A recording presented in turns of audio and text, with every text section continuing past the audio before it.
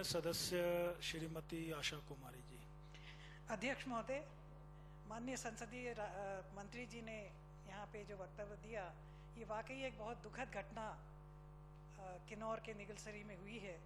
और जैसा कि आपने पॉइंट आउट किया कि ये किन्नौर में कुछ ही दिनों में दूसरी घटना, पहले चितकुल में इस तरह का नेशनल हाईवे पे भूसंकलन हुआ और अब ये निगलसेरी में, जो कि आप अच्छी तरह से जानते हैं कि रामपुर से थोड़ा ही आगे जा कर के है, शिमला और किन्नौर के बॉर्डर पे है। बहुत ही दुखद घटना ये हुई और निश्चित तौर पे जो वहाँ पे भूसंकलन हुआ, ये इसके बारे में भी हिमाचल सरकार को सोचना पड़ेगा आगे कि नेशनल हाईवेज पे अनसाइंटिफिक ब्लास्टिंग की वजह से हमारे नेशनल हाईवेज और हमारे जो फ्रेजाइल पहाड़ हैं, ये किस तरह से इसमें बहुत ज़्यादा भूसंकलन हो रहा है।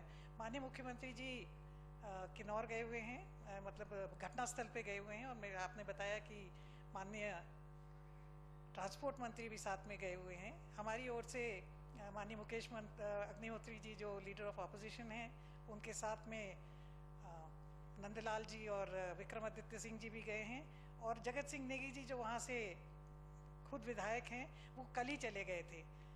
पहले उनका मुख्यमंत्री जी के साथ जाने का कार्यक्रम था, मगर जैसा आपने बताया मौसम की खराबी की वजह से कल हेलीकॉप्टर नहीं जा सका, वो बाई रोड ही चले गए, वो पहुंच गए थे घटनास्थल पे।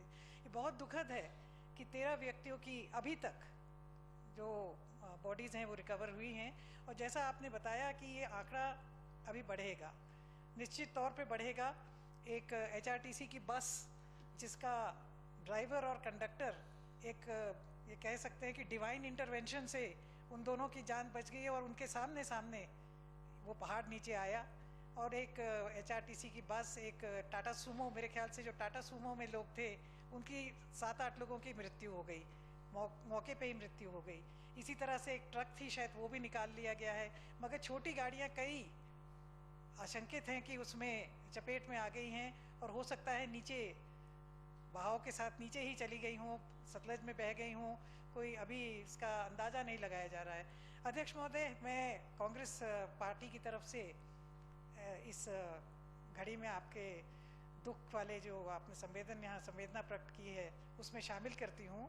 जितने भी देवांगत आत्माएं हैं, प्रभु चरणों में उनको स्थान मिले, ऐसा हम अपनी तरफ से विश्वास रखते हैं। और अध्यक्ष महोदय, मैं आपके माध्यम से ये भी कहना चाहूँगी कि इस शोकोद्गार को जो है, जो भी दिवंगत लोग होंगे, क्योंकि कुछ पंजाब से भी हैं, कुछ हमीरपुर से हैं, जो ड्राइवर है शायद सूमो का वो हमीरपुर से था, कुछ किन्नौर से हैं, कुछ रामपुर से हैं, क्योंकि ये बस ऊपर से नीचे को जा रही थी, ये रिकांगपिओ से हरिद्वार को जा रही थी। तो निश्चित तौर पे इसमें तरह तरह के लोग, और जो छोटी गाड़ियों में होंगे वो टूरिस्ट होंगे, कुछ तभी वहाँ पे पंजाब के और अन्य लोग थे।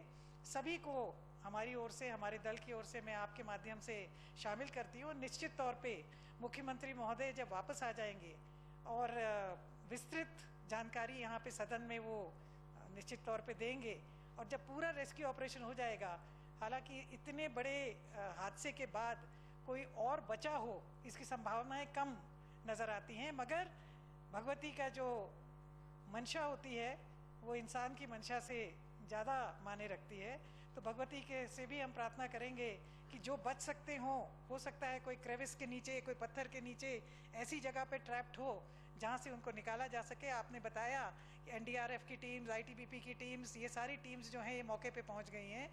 ITBP का तो एक वीडियो भी बड़ा वायरल हुआ जहाँ उन्होंने एक व्यक्ति को रेस्क्यू किया।